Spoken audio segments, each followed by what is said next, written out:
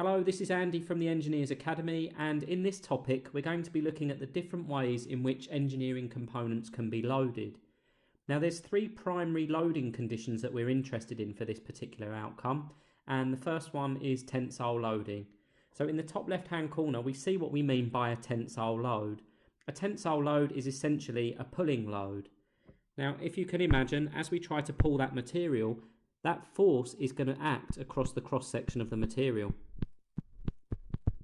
And if the tensile force is high enough, then that piece of material is going to snap. We get something called failure in the material.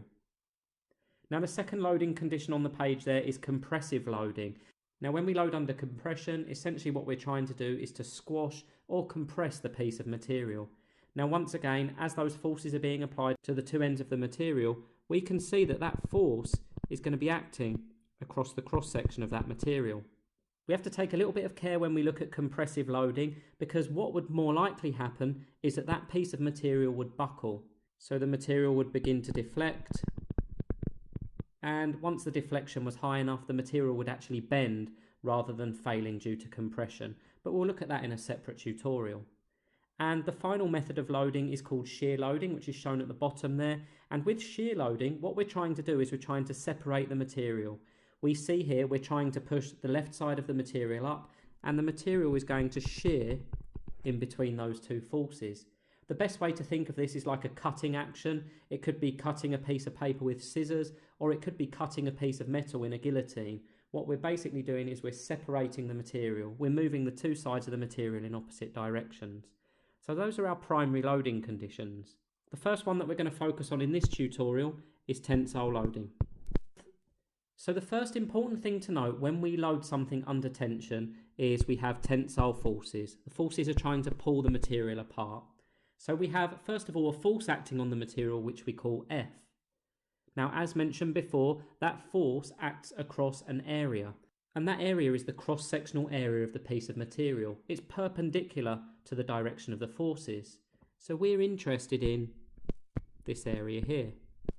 Now all materials, when placed under loading of this type, are going to stretch. Now that stretch might be very small in comparison to the length of the material, depending on the size of the forces, but even metals, even structural materials such as steel, are going to stretch to a certain degree. So what we're interested in there is two more things. We're interested in the original length of the piece of material, which we call L subscript O for original length. But what we're also interested in is the change in length of that material. If I add it to the diagram, let's imagine that material stretches by this amount.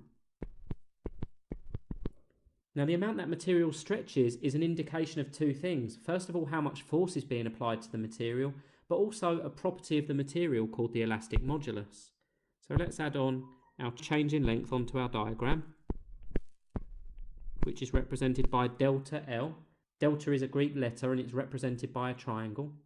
And the final thing that I mentioned there was something called the elastic modulus, also referred to as the Young's modulus, and that's a property of a given material.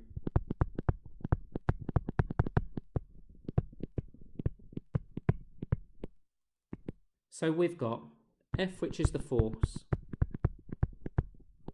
We've got A, which is the area. We've got L subscript 0, which is the original length. And finally, we've got delta L, which is the change in length.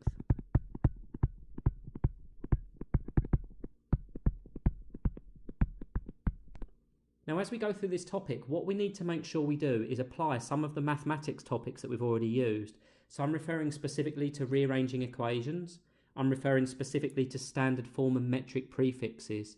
Providing we know how to use those topics that we've already learned in maths tutorials, the application of what we're going to learn is relatively straightforward. So first of all, let's specify our units for each of these. And the SI units for elastic modulus is pascals. It just so happens to be the same as the units for pressure and stress. F is measured in newtons. Area is measured in meters squared. Again, these are the SI units for all of these. And length and change in length are both measured in meters. We have a couple of basic equations that we use for loaded components when we're loading them under tension. and there's two new variables. The first variable that we're interested in is something called stress, and more specifically the tensile stress. We use the Greek letter sigma, subscript T, for tensile stress.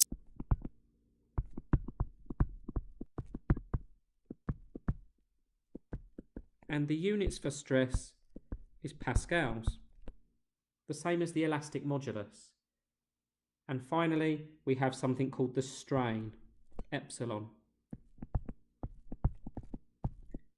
And strain is dimensionless. It doesn't have any units, and we'll see why in a moment. So there's some basic calculations that we can do around stresses and strains and elastic modulus. The first equation that we use states that tensile stress is force divided by area.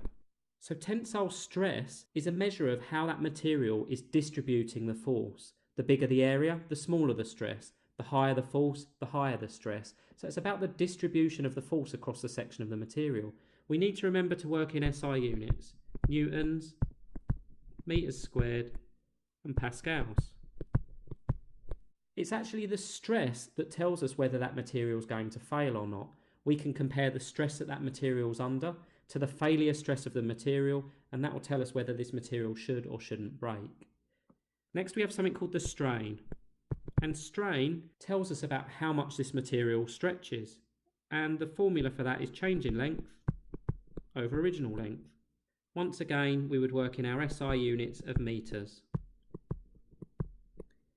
So the reason why epsilon is dimensionless is because we have meters divided by meters. The meters essentially cancel out, so there's no units to epsilon. And our final formula relates to the elastic modulus, which is simply stress over strain.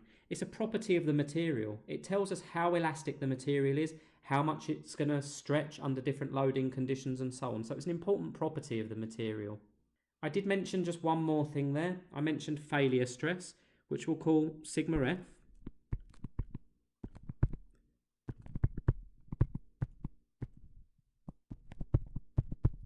The units for failure stress are pascals.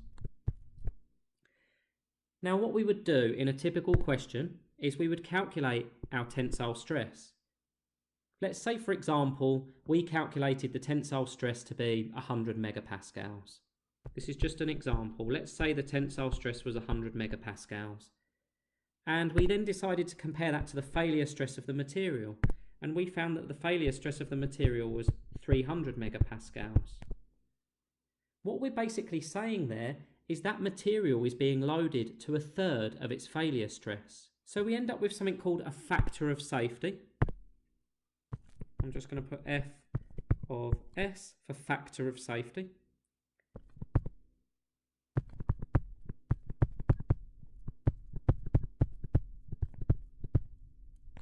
Factor of safety is also dimensionless. And our factor of safety is a measure of how likely that material is to fail. The higher the factor of safety, the less likely the material is to fail. The lower the factor of safety, the more likely it is to fail. Therefore, our formula for factor of safety is factor of safety equals the failure stress of the material divided by the tensile stress that the material is under. So in our previous example, we had a failure stress of 300 megapascals. The tensile stress on the material was 100 megapascals. Therefore, the factor of safety would be 3. We're going to look at specific examples of these, but the important things to remember from this tutorial is we must work in our SI units for all of our variables. And the second thing to remember is that we really only have a handful of equations. We have an equation for the tensile stress. We have an equation for the strain. We have an equation for the elastic modulus, and we have an equation for the factor of safety. All of this information and all of these equations are on the equations and information sheet for this topic, which can be found on the study platform.